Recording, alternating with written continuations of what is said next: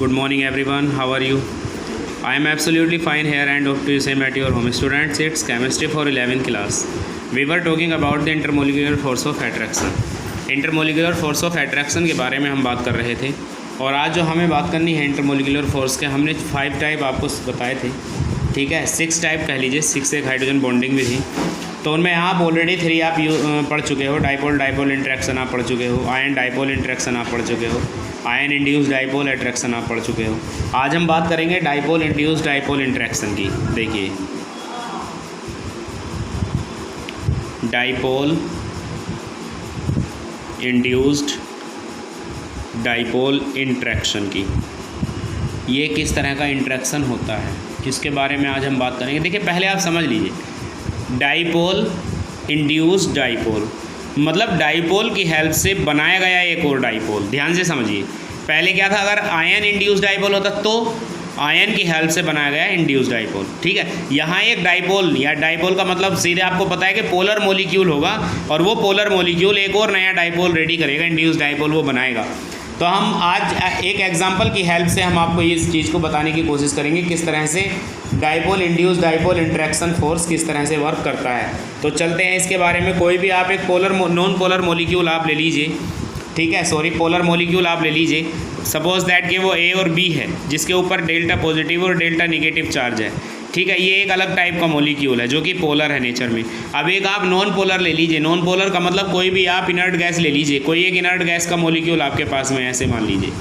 तो एक inert gas के मॉलिक्यूल को सपोज दैट कि हीलियम है और ये अपने आप में एक डाइपोल नहीं है, जबकि यहाँ पर डाइपोल आपको दिख रहे हैं, एक डाइपोल ये पॉजिटिव है और ये निगेटिव है।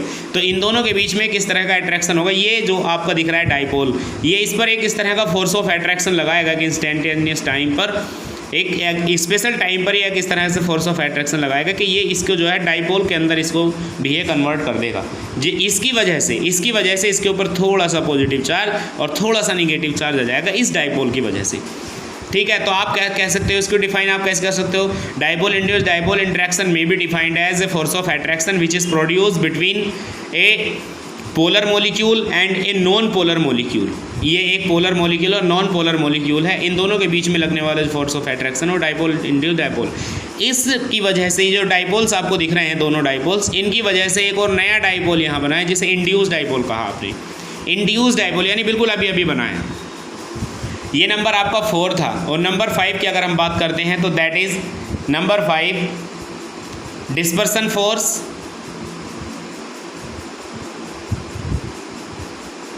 और लंदन फोर्स।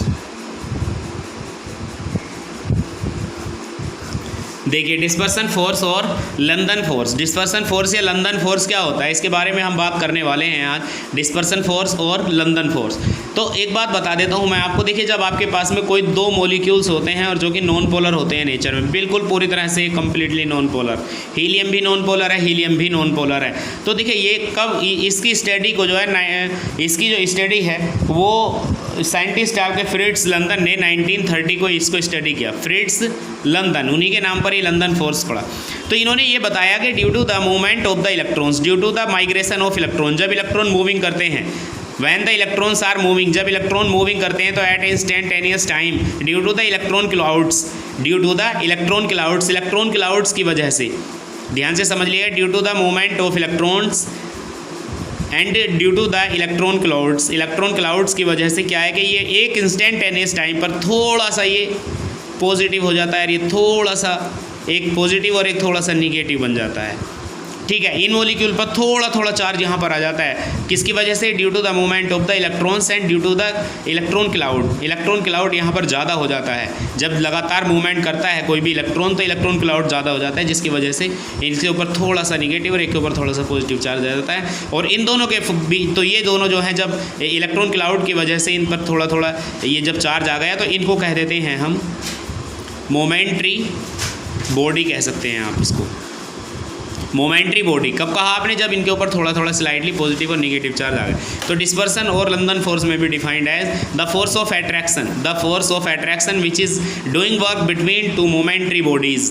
अब मोमेंट्री बॉडीज़ कैसे बनी थी, 2 नॉन पोलर आपके पास में ये दिख रहे हैं आपको, 2 नॉन पोलर एटम्स, एक किसी के ऊपर भी कोई चार्ज नहीं था, लेकिन due to the movement of electrons, and due to the increment of electron cloud, these are doing work.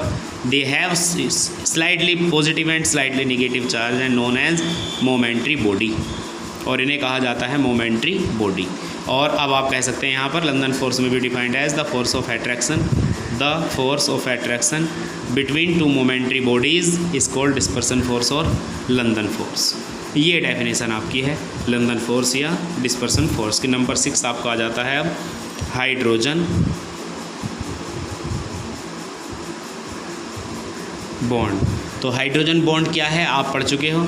जो higher electronegative species like nitrogen, oxygen और फ्लोरीन, ये तीनों ही higher electronegative species like nitrogen, oxygen, fluorine are react with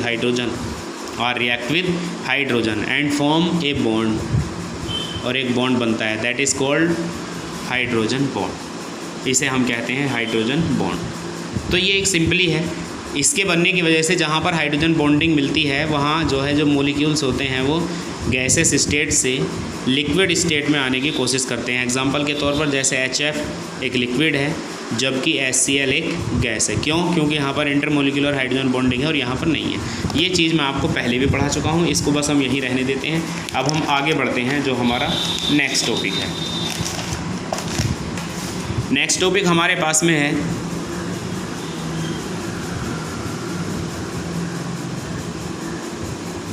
intermolecular force of attraction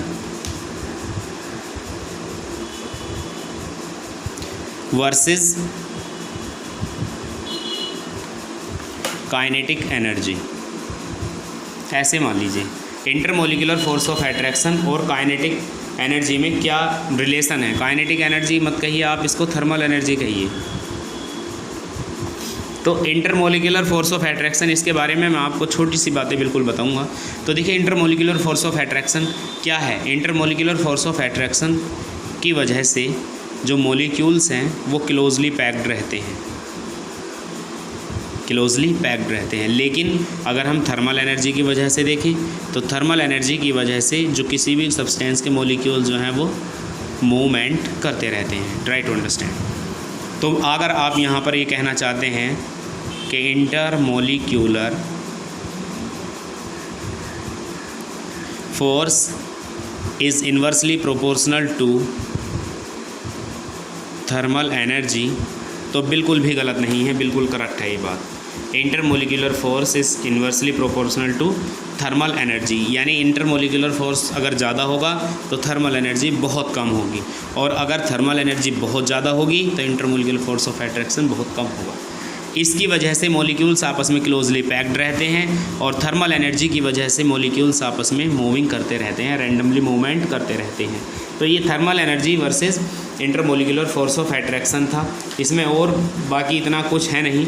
आगे हम पढ़ते हैं gaseous state, the gaseous state. अब हम इसके बारे में पढ़ेंगे, गैसियस स्टेट के बारे में पढ़ेंगे, इनसे रिलेटेड लॉज पढ़ेंगे. ठीक है, वॉल्यूम्स हैं, प्रेशर हैं, मास हैं, उन सबको मेज़र करने की हम तरीके ढूंढेंगे तरह तरह के. तो हम बात करते हैं गैसियस स्टेट के बारे में. तो पहली चीज़ तो ये है कि गैसियस स्टेट में जो शेप होती है और वॉल्यूम होती है वो कैसी होती है, दोनों की इंडेफिनिट होती है. ध्यान से समझिए. The shape and volume of gases are always indefinite. इनकी शेप और जो वॉल्यूम है वो हमेशा इंडेफिनिट होती है. बात करते हैं अगर हम यहाँ इनकी डेंसिटी की तो वो बहुत ही लो होती है, इनकी डेंसिटी बहुत ही कम होती है. अगर हम बात करते हैं कंप्रेसिबिलिटी की अगर हम बात करते हैं तो ये हाईली कंप्रेस होते हैं, हाईली कंप्रेस होते हैं, बहुत ज़्यादा कंप्रेस होते हैं ये. ठीक है. अगर हम बात करते हैं डिफ्यूजिबिलिटी की,